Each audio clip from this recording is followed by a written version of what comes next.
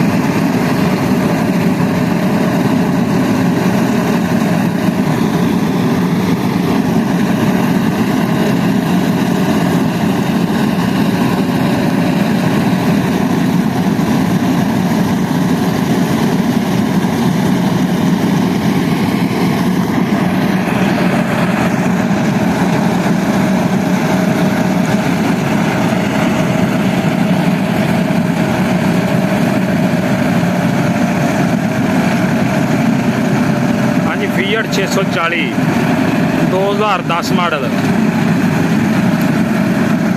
कारकरदगी तुहाडे सामने आ। ते कमेंट लाइव भी दस्या करो ट्रैक्टर की कारकरदगी कैसी आ। हुण बस गंदम का सीजन जिहड़ा वो मेहमान ही आ। ते मुड़ आउंदे साल नूं सही जिंदगी याद नसीब जे जीदे बच रहे तो वीडियो आउंदे साल नूं बनणगीआं।